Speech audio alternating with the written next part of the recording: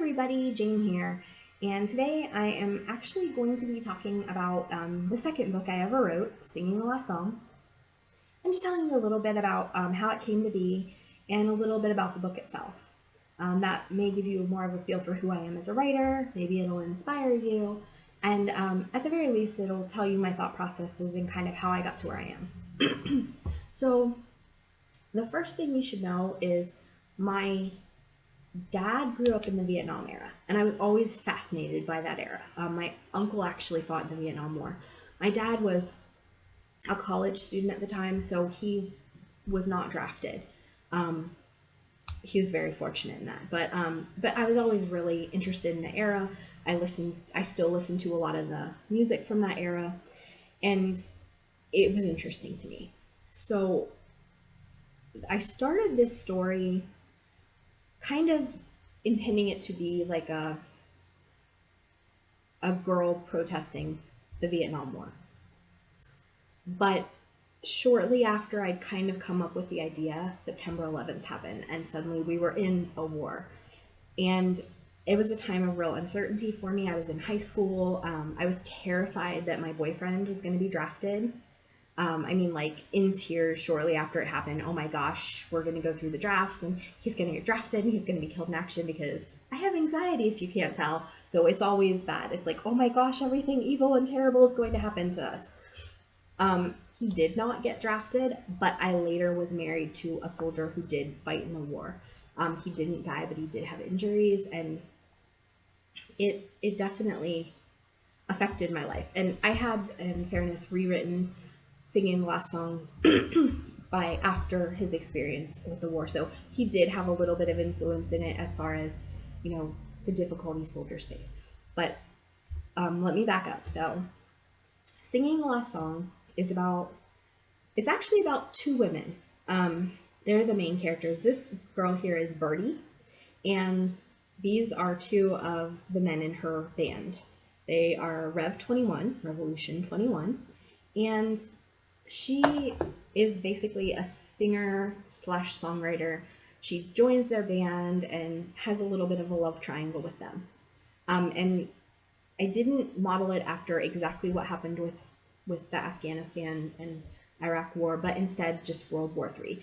A terrorism attack happens and they're shoved into World War III. Birdie's brother is drafted to be a soldier. He dies.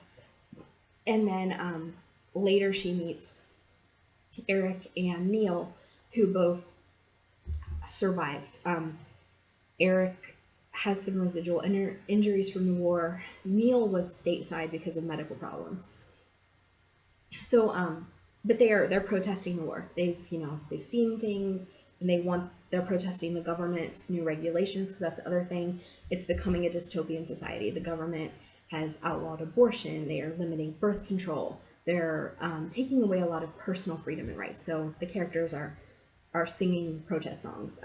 I took a lot of inspiration both from Marilyn Manson's music and also from Peter, Paul, and Mary. That kind of, we're spreading our thoughts and ideas, not to the point of copyright, mind you, but a lot of inspiration from both of those sources for the music that Birdie writes. The second woman in the book, whose story is just as important, but when I wrote the first version of the book, she wasn't in it, so I think I now have let Birdie kind of take over the story a little bit more, but Sharon's got an important plot in there too.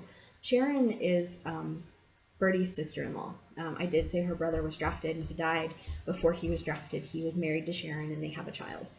And Sharon is part of the Nations of Allied Scientists for Peace. And they're trying to figure out the effects of the war on the world, including the environment. And they've determined that the war, as it continues, is not sustainable to the environment. And you're going to have a mass extinction of people if the war doesn't stop, and if the environment doesn't have a chance to heal. So kind of a little bit of the global warming concerns we have now, except, obviously bad weapons are making this worse. So Sharon is part of this group, and they say, okay, we have to basically take out mankind and start over. They're going to put 1,000 people in these underground vaults, most of them children, and that's who's going to be saved. And it is Sharon's job to decide which children are going to go to these vaults.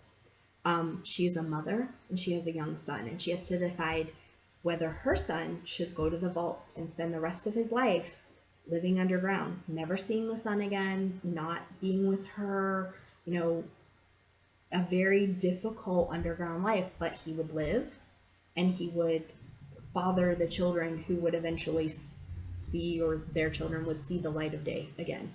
I think it's 100 years they have to be in the vaults. But it's a really long time. And this book, I should add, I put out in 2014. So it's been a while since I've like read the whole storyline. So, you know, it's a difficult decision for her. This was very, like I said, strongly influenced by the events of September 11th and some of the stuff going on in my life at the time when I was in high school, along with, you know, the Vietnam War and the protest music from the era, and people singing political songs and, you know, songs that protested the war and songs about issues in the times.